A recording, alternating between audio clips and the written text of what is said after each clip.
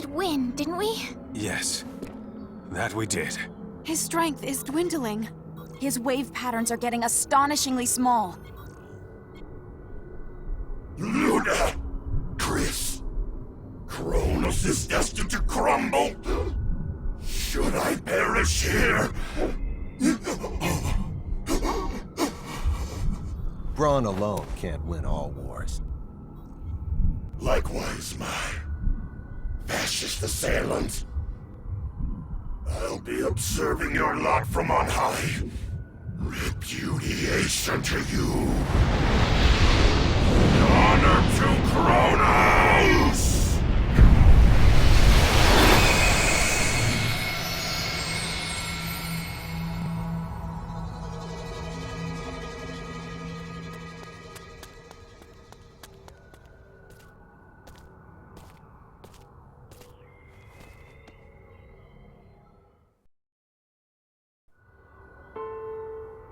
Fidel, thanks a lot.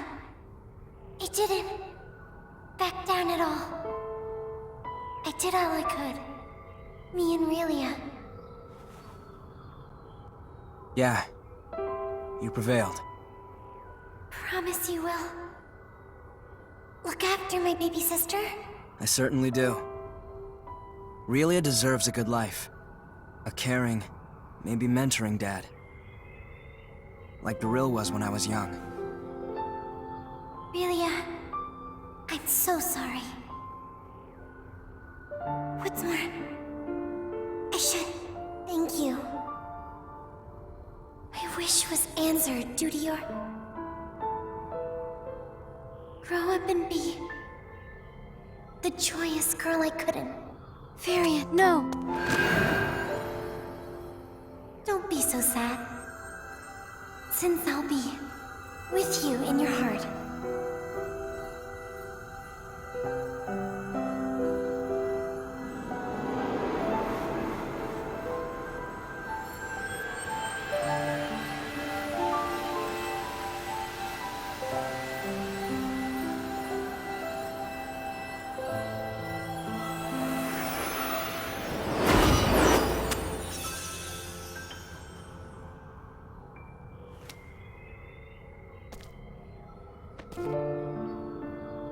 Don't be so sad.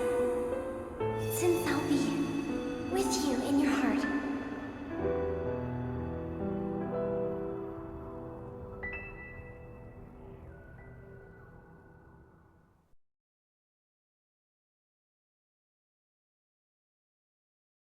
Captain's log.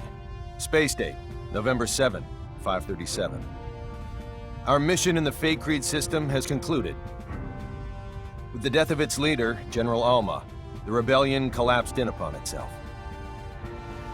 As the coup d'etat ended in abject failure, the Kronos government was able to regain its authority. Days later, President Mutal declared that Kronos would join the Galactic Federation, thus swelling our ranks and leaving one fewer enemy. I have a feeling, however, that there will be repercussions from this incident that last for quite some time. In my opinion, it is now abundantly clear that the Federation is at a major crossroads. It is only a matter of time, I assume, before we must re-evaluate the form we wish the Federation to henceforth take.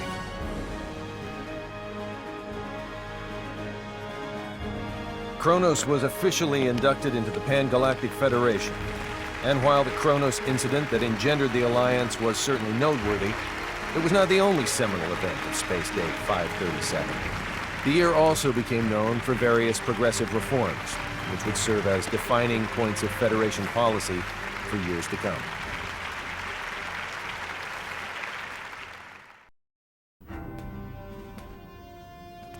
Faycreed's fate regarding the Federation was officially decided today. Because the planet is not sufficiently civilized, it will not be recognized as a legitimate member of the Federation. As we influenced the planet to a great extent, though, it was designated a protectorate. I plan to ask Command to appoint Victor the Inspector General of Faycreed. I cannot imagine there is anyone else in the galaxy better suited to the job than him. Now that I mention one Faycreedian, I should probably record what happened to the rest. Everyone involved in the incident immigrated to Earth. After all they'd experienced of the outside world, we couldn't simply let them return to an underdeveloped planet. Besides, they unanimously decided to come of their own accord, which is what I was hoping for anyway.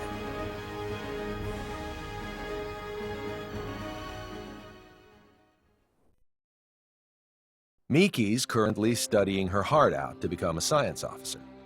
According to Anne, she's got a real knack for this sort of thing. Already understanding the basics of symbology doesn't hurt either. If there's anything that holds her back, though, it's reading and writing. You can't be too hard on her, as she didn't grow up with the Terran syllabary, but she still has a long road ahead of her.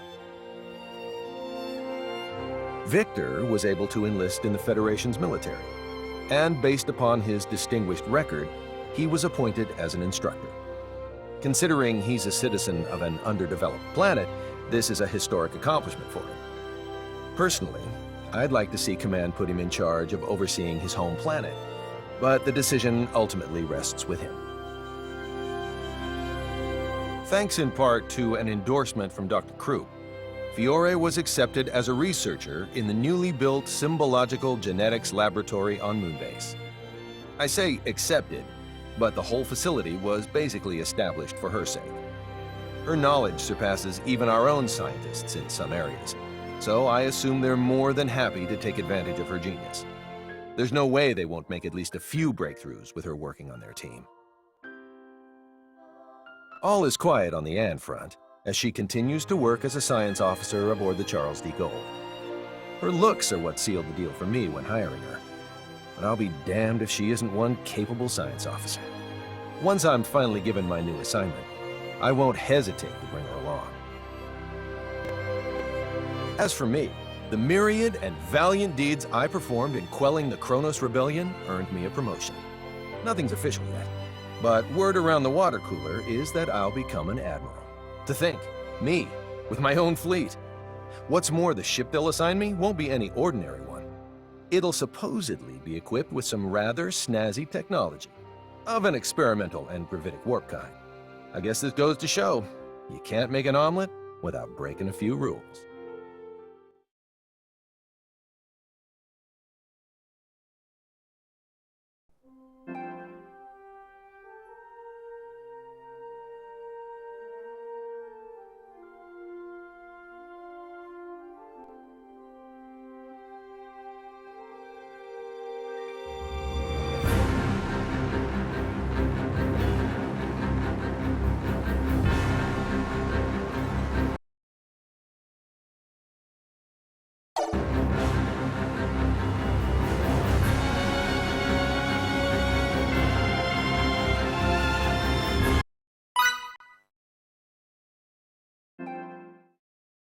Fidel's now diligently studying to become an officer in the Federation's military. Truth be told, we'd already accepted him as a foot soldier, but he says he won't settle for anything less than being a crewman on a battleship. Now, I'm not one to balk at lending my friends a hand, but this is a battle he needs to fight on his own. Prove that I was right to believe in you and get your butt up here, Fidel.